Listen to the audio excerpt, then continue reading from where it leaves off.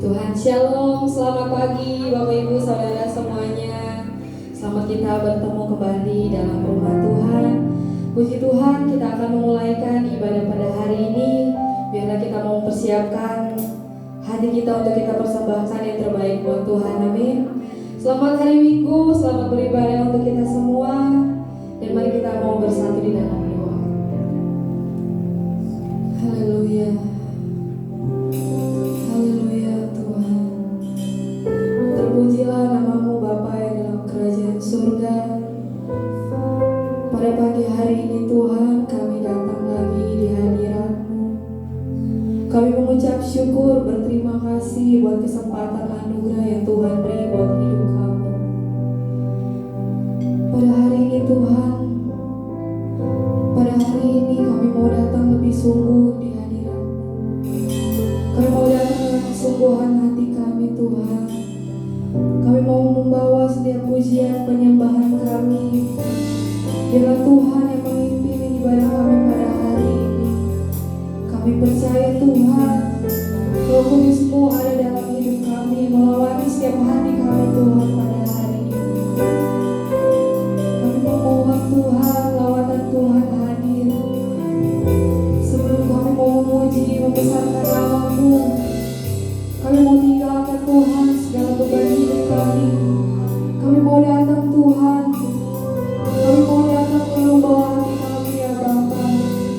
Kau menyucikan melayani kami Tuhan. Biar semuanya boleh naik di hadirat-Mu, boleh berkenan di hati-Mu Tuhan.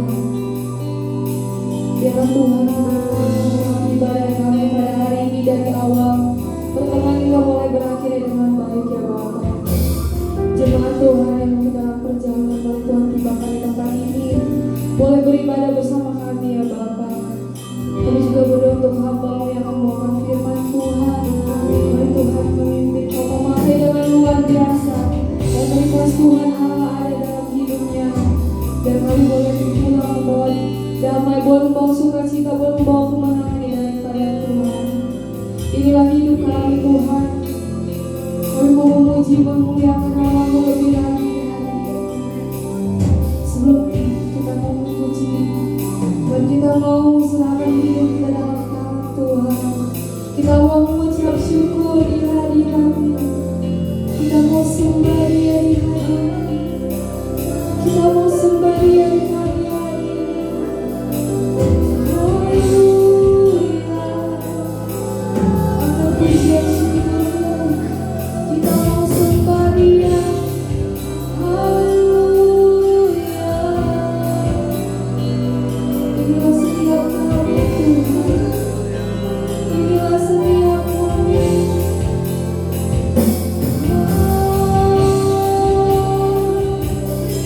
Haleluya.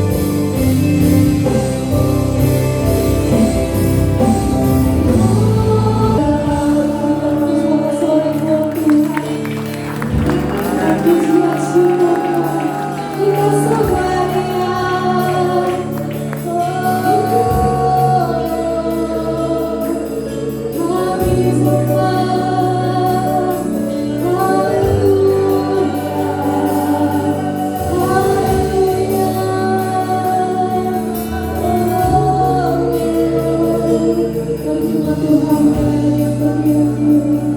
Selamat pujian syukur di hadiratnya pada hari ini.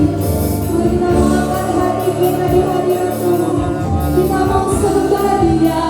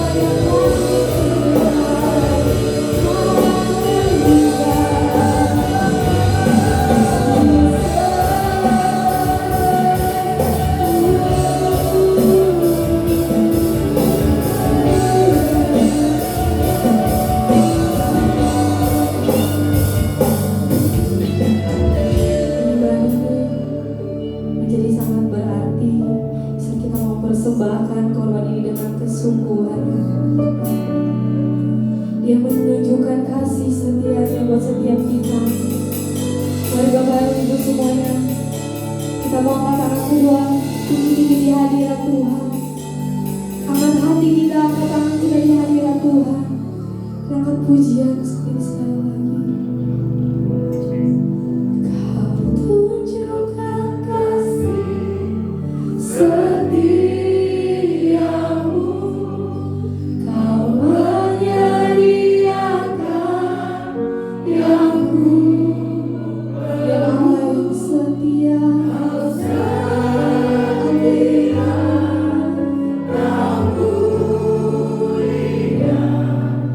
Dulu sekarang dan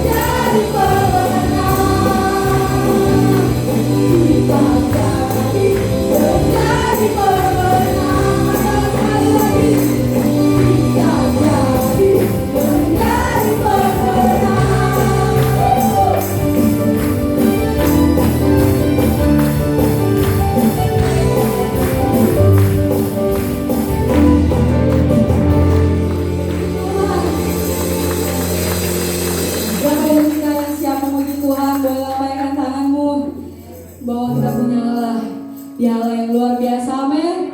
Great is our God. Yuk boleh berikan sorak-sorai buat Tuhan.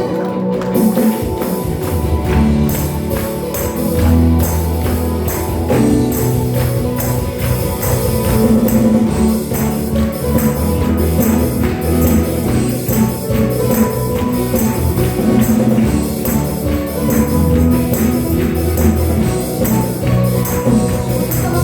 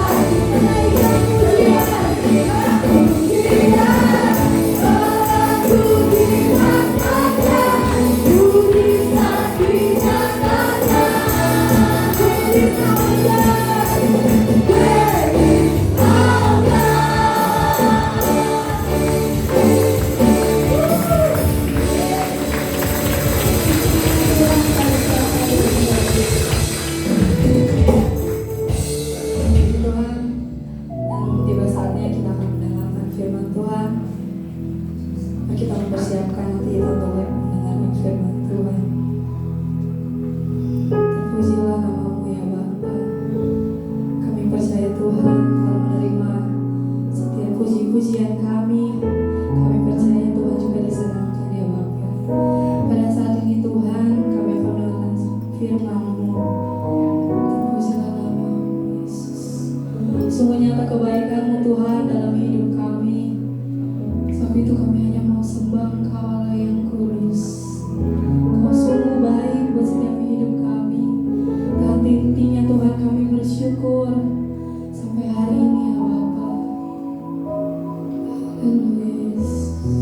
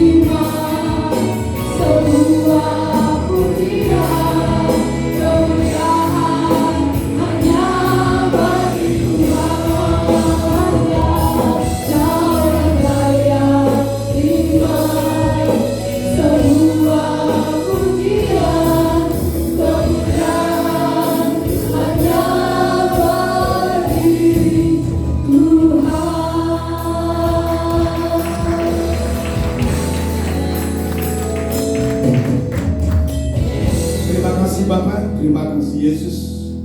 Kemuliaan hanya milik Tuhan. Tuhan, di pagi hari ini kami datang, dia duduk di bawah salib-Mu. Kami akan mendengarkan sebagian dari firman-Mu.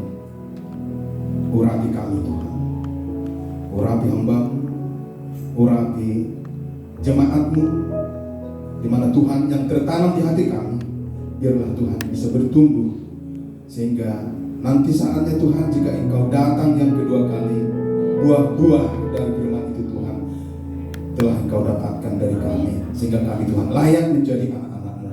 Terima kasih Bapa, terima kasih Yesus, haleluya, amin. Salam, puji Tuhan.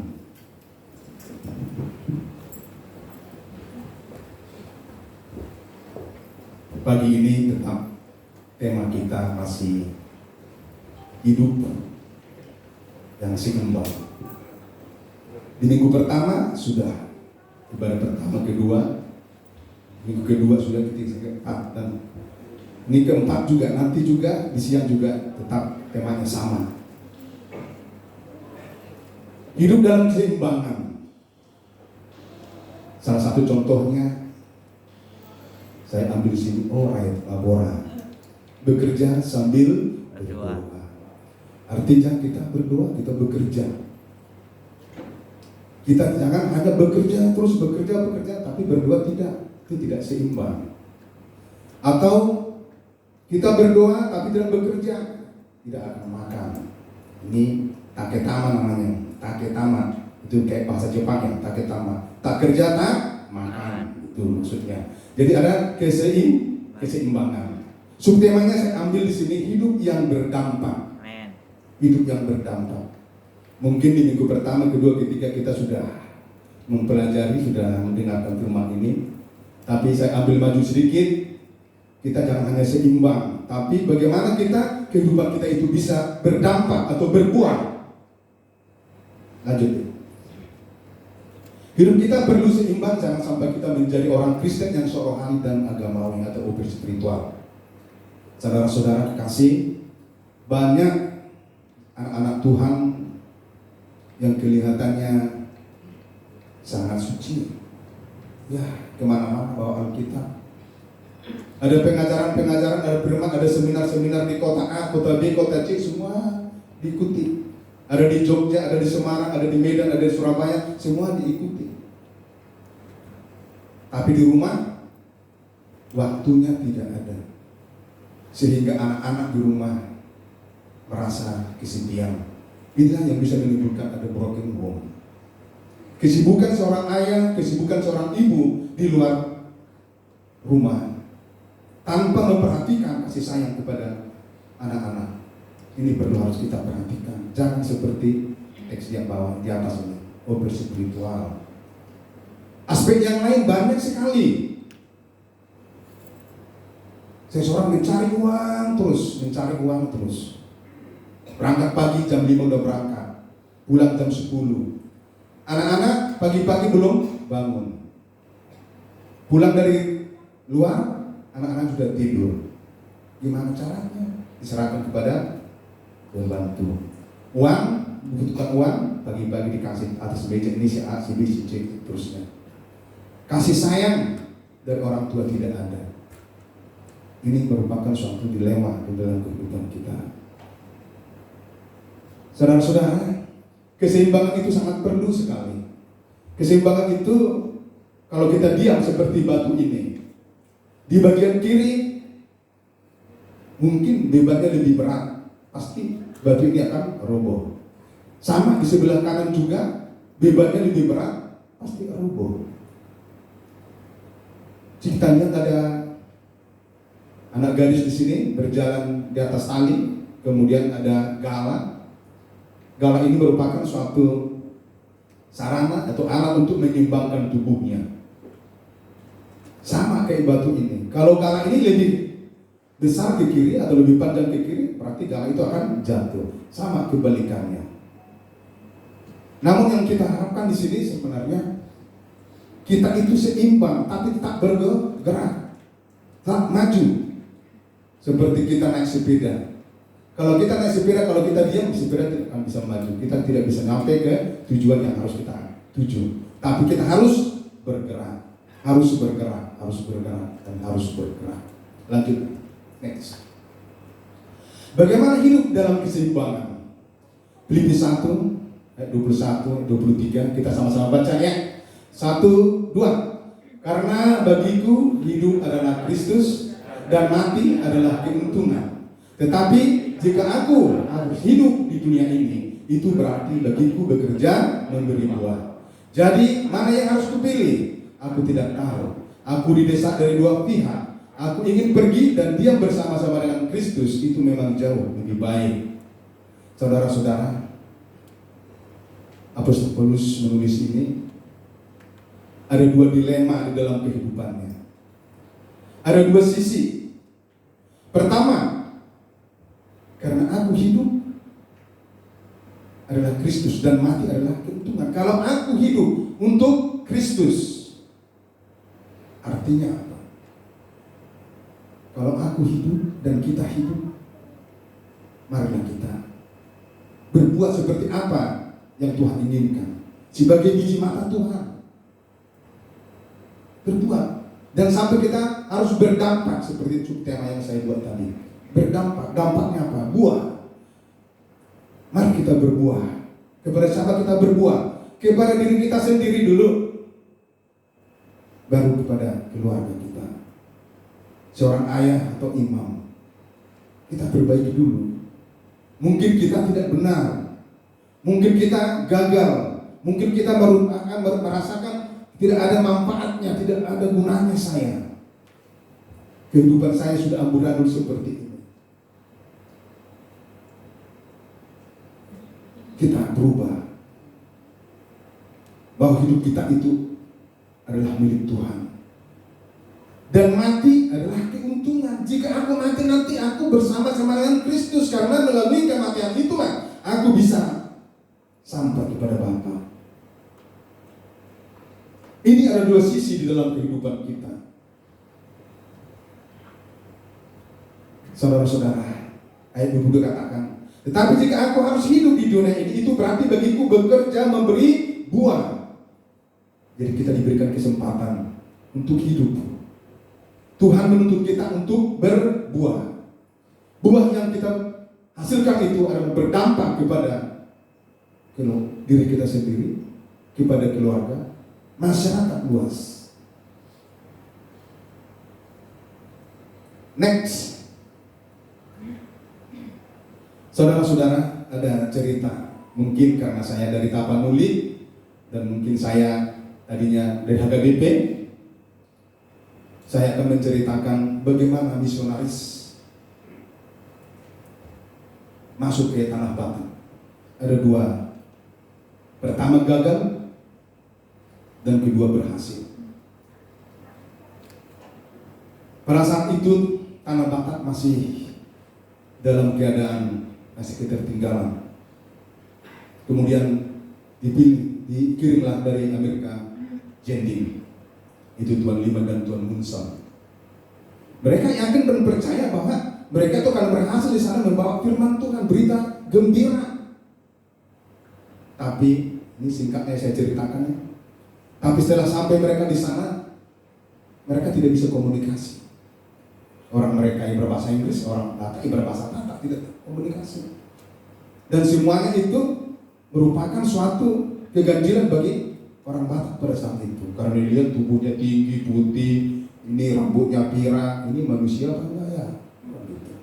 Dilihatin orang enggak ya? Pada saat itu Indonesia masih dijajah oleh Belanda. Timbul kecurigaan, jangan-jangan ini nanti mata-mata. Kemudian mereka ditangkap, dibunuh, dan dimakan tubuhnya. Itu kegagalan yang pertama. Yang kedua, di Jerman ada desa yang kecil. Adalah seorang keluarga yang mempunyai seorang anak. Anak ini mengidap penyakit, tapi dia dekat dengan Tuhan. Dia berbicara sama Tuhan dalam hatinya, Tuhan, jika Tuhan menyembuhkan penyakit saya ini, saya mau Tuhan pakai untuk membawa berita ke daerah-daerah yang belum mengenal Tuhan. Waktu berjalan, dia sembuh, dia masuk ke sekolah jending di sana. Setelah mau tamat, dia diprogramkan masuk ke Tanah Batak. Karena kegagalan pertama itu pasti tidak didengarkan informasi seperti apa. Mereka belajar. Apa yang dipelajari adat istiadat Batak, dipelajari bahasanya, dan semuanya dipelajari kebiasaannya. Dia siap, dia berangkat ke Tanah Batak. Beliau adalah Ludwig Momensen, itulah yang membawa berita gembira Kristen ke Tanah Batak. Sampai di sana, tidak, tentu pasti ada pro kontra, tapi dia udah bisa berbicara atau koras, katanya koras. Tapi ini orang Batak itu putih, lainnya. Kan banyak ada pertanyaan. Namun tetap dia beradaptasi dengan hal yang telah dipelajari, yaitu budaya Batak yang sudah ada di sana. Ada hajatan, ada dan lain sebagainya. Masih banyak perdukunan di sana pasti. Masih banyak perdukunan. Pernah nggak ya dicobain? Dicoba.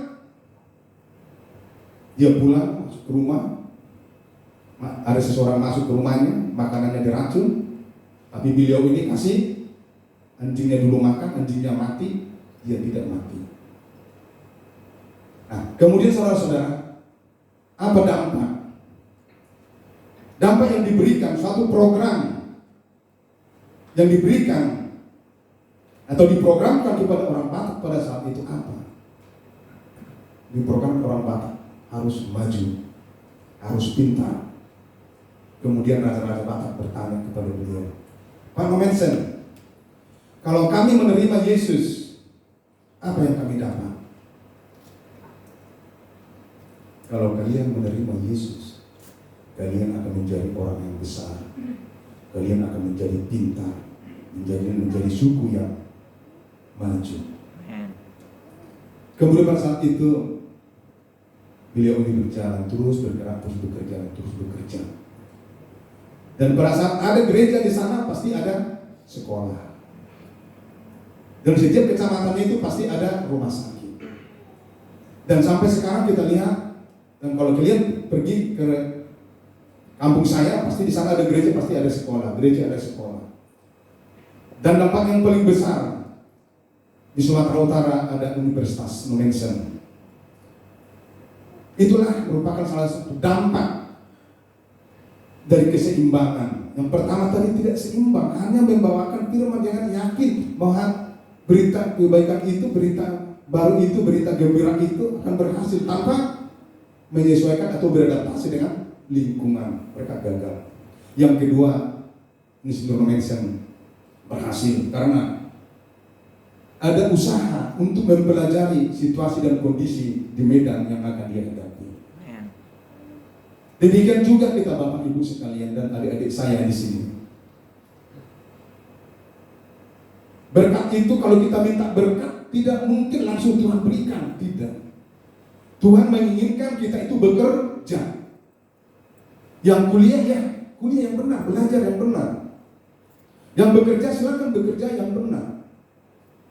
Disitulah Tuhan akan memberkati kita sehingga kita bisa menjadi anak-anak Tuhan yang berdampak bagi diri kita, keluarga, dan lingkungan kita.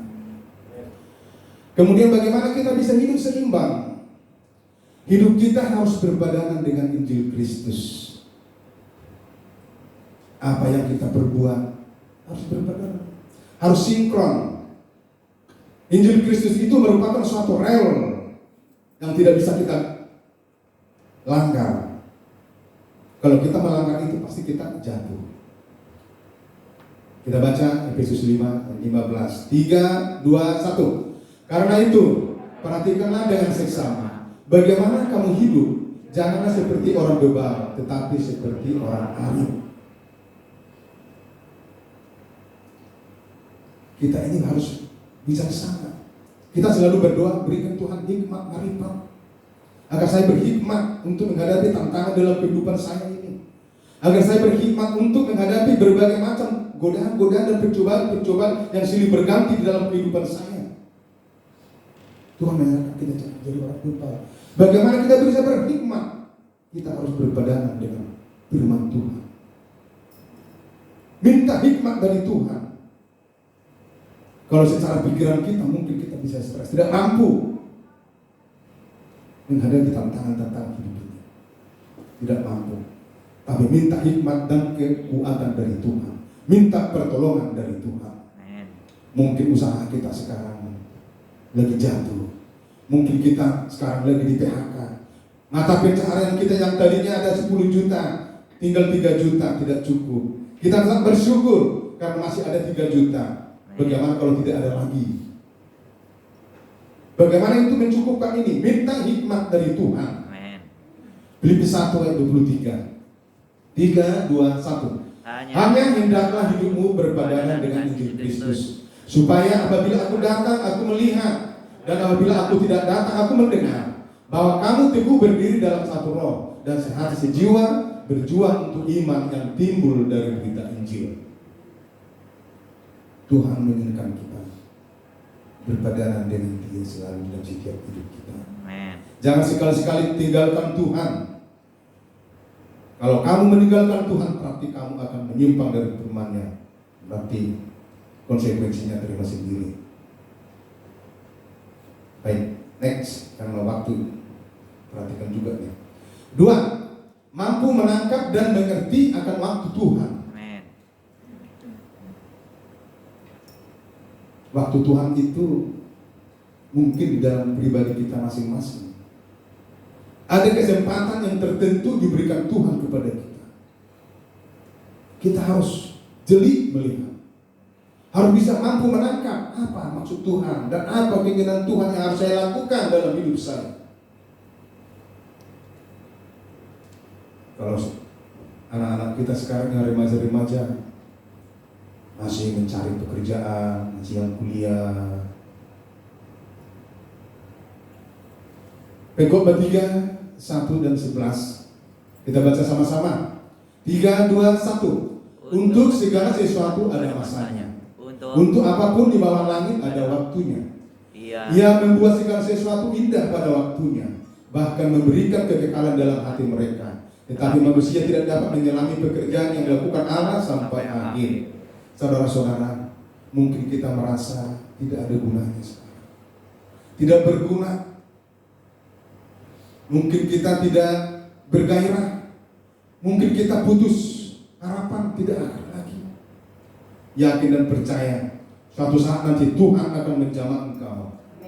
Tuhan akan memberikan waktu yang terbaik bagi kau untuk bangkit kembali.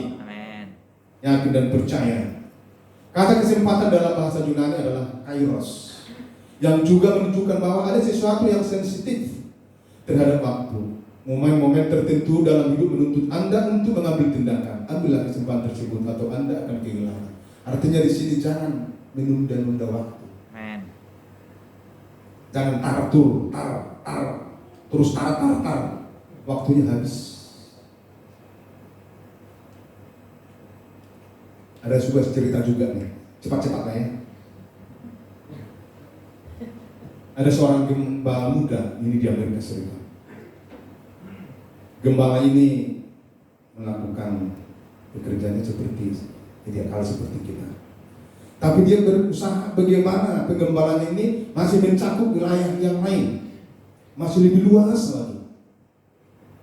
Dan dia berprinsip, saya akan memakai siaran televisi untuk pada saat saya berkhotbah. Dia mengutarakan itu kepada jemaatnya. Pada saat seperti ini, jemaatnya mengumpulkan biaya untuk itu, dibuat persembahan khusus. Kemudian dilihat mencukupi, cukup.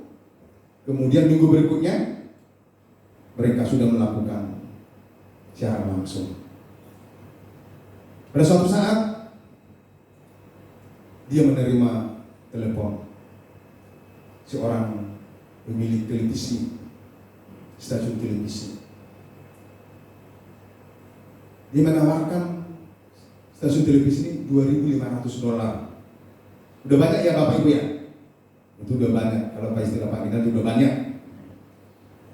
Tapi dia berpikir, baru kemarin kami membeli ini seperti ini.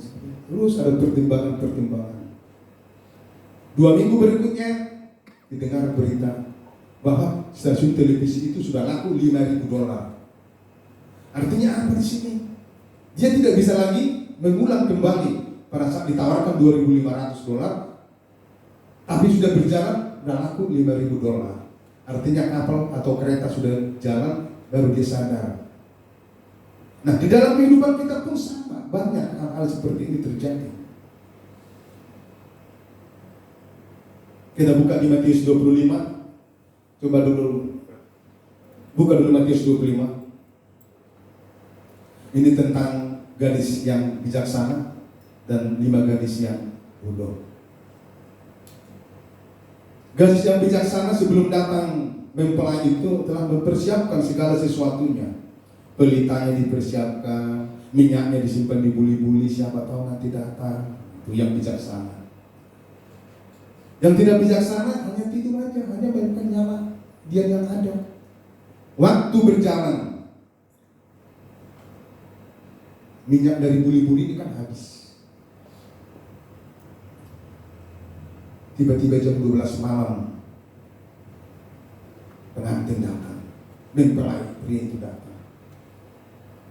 Gadis yang bijaksana ini sudah siap karena dia telah berusaha untuk tetap imannya itu atau minyaknya ini tetap ada.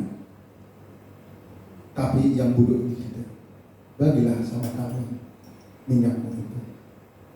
Kata yang gadis yang bodoh ini kepada gadis yang bijaksana.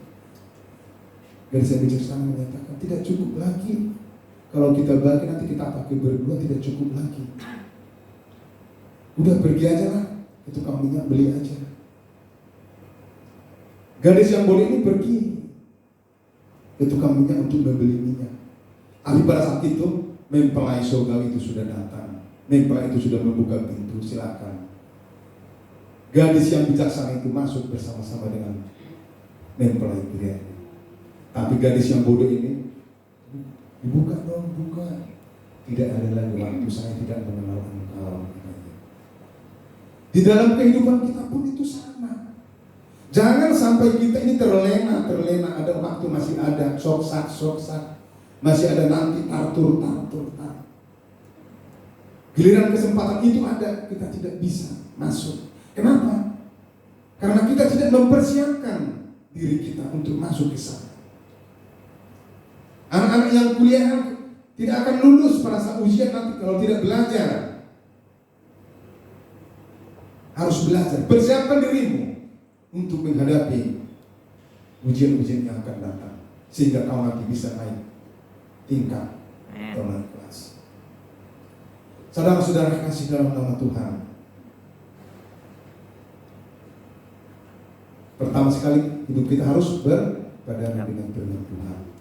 Yang kedua, bagaimana kita mampu menangkap dan mengerti akan waktu Tuhan. Kemudian yang lanjut, udah lanjut aja. Oke. 3, tahan uji untuk masuk rencananya. Tuhan menguji orang yang Dia pilih untuk masuk rencananya. Tidak semua orang dipilih Tuhan untuk masuk rencananya. Kalau kita diuji Tuhan, berarti Tuhan sayang sama kita. Kalau kita diuji Tuhan, berbagai pencobaan dalam kehidupan kita ini, berarti di sana ada rencana yang baik. Diprogramkan Tuhan itu ada rencana yang baik di sana, di ujung sana. Jadi kalau kita menghadapi berbagai tantangan hidup, malah kita bersyukur bahwa kita dipilih oleh Tuhan masuk untuk rencananya. Di sini Bapak saya ambil tentang Yusuf, di mana Yusuf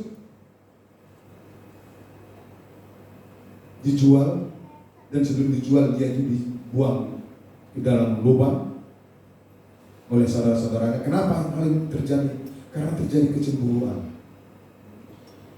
Yusuf tidak berontak, tapi dia tetap berjalan sesuai dengan apa yang diinginkan Tuhan. Kemudian setelah dia dijual ke Mesir, hidupnya enak enggak? Tidak enak. Ya, bekerja seperti biasa di rumah Firaun. Ada cobaan yang berikutnya yang paling menyedihkan. Potifar mau mengambil dia, melakukan hal yang tidak dikehendaki Tuhan, tapi tetap teguh. Dia tidak mau. Dia tidak mau. Karena ketidakmauan dia itu, malah dia masuk ke dalam penjara. Kalau kita berpikir orang udah masuk ke dalam penjara, udah selesai semua. Tapi begitu dia masuk ke penjara, justru di situ Tuhan lebih menyertai dia, memakai dia. Karena di situ prosesnya itu, di situ Tuhan mengangkat dia dari penjara, sehingga dia terkenal dan sehingga dia menjadi orang nomor 2 di tanah Mesir pada saat itu.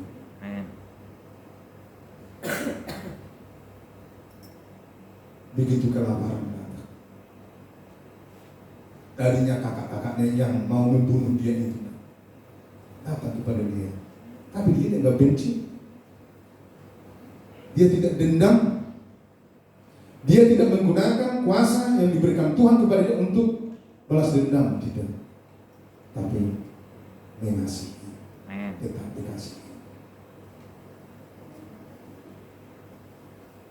Saudara-saudara, kalaupun kita masih dalam kehidupan yang sangat sulit karena situasi dan kondisi sekarang, cobalah bertanya kepada Tuhan. Karena firman ini mengatakan orang yang dicoba Tuhan, diberikan Tuhan pencobaan itu, pasti akan dimenangkan. Berbagai macam pencobaan dalam kehidupan kita itu karena Tuhan melihat kita, memakai kita untuk masuk dalam rencananya. Saudara-saudara, yang keempat, ditang uji untuk masuk Tuhan, mengasihi Tuhan dan sesama. Ini hukum yang paling utama dan terutama. Mengasihi sesama. Kalau kita sudah mengasihi sesama, yang lain nggak mungkin lagi kita berbuat jelek dan jahat kepada teman-teman atau saudara-saudara kita. Kalau kita sudah mengasihi. Salib Kristus itu adalah yang vertikal antara hubungan manusia dengan Tuhan. Kita untuk berhubungan dengan Tuhan.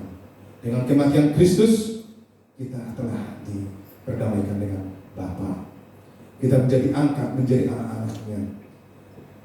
Kita menjadi memperoleh hidup yang kekal. Ada lagi satu lagi Pak, cerita nih. Ini merupakan satu cerita yang terakhir ya Pak ya. Di suatu tempat di Amerika juga ini ada satu keluarga ini pekerjaannya beternak, berhektar-hektar wilayahnya itu setiap hari dikerjakan, yaitu kasih makan, bagi rumput dan seterusnya. Namanya Alivel. Suatu sore hari datanglah pendeta tua berbincang-bincang dengan beliau. Dalam perbincangan mereka, pendeta ini menyatakan benda yang sangat berharga adalah berlian. Kalau kita memiliki berlian, kita akan kaya raya. Timbul dalam pikiran dia, bagaimana saya memperoleh berlian ini? Pak Pendeta, saya memang ingin memperoleh berlian-berlian itu, tapi bagaimana caranya? Dan di mana tempatnya? Pak Pendeta itu mengatakan, tempatnya itu ada 2 gunung. Kemudian dari antara gunung itu mengalir sungai. Kemudian dia berpikir langsung loncat jauh. Berarti saya akan mencari ke benua-benua yang lain. Saya akan mencari ke negara-negara yang lain. Dia berpesan kepada istrinya dan anak-anaknya. Ma dan anak-anakku sekalian, Bapak akan pergi mencari berlian itu. Jika aku nanti pulang, saya akan membawa kekayaan yang berlimpah dan kita akan menjadi kaya raya. Kemudian dia pergi ke Mesir, pergi ke Yunani, dan lain sebagainya negara-negara lain. Dia mencari, terus mencari. Peternakan yang tadi itu sudah dijual habis. Ini keluarganya enggak dihiraukan lagi untuk mencari berlian ini. Suatu saat dia termenung suatu pantai. Dia berlindung nasibnya. Hasil penjualan lahan saya sudah habis, tapi yang saya cari tidak ada. Dia frustasi. Dia langsung loncat, langsung tergulung air, tidak kembali lagi.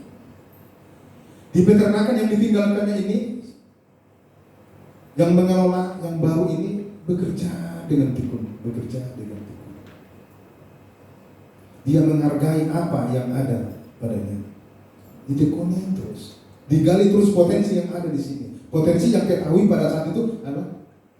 Memandikan kerbau atau sapi dan lain sebagainya, menyaduk rumput, kasih makan dan sebagainya.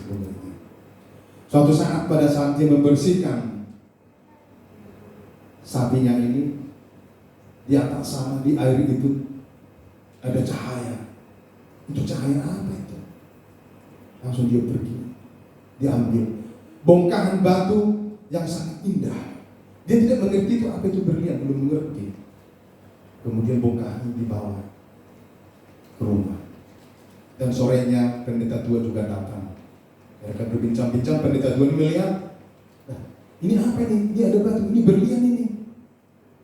Dari mana kamu dapat? Dari sana, pendeta. Mereka pergi. Mereka mencongkel batu-batuan yang di sana itu. Semuanya itu berhektar-hektar adalah berlian. Di bawah kakinya itu semua berlian.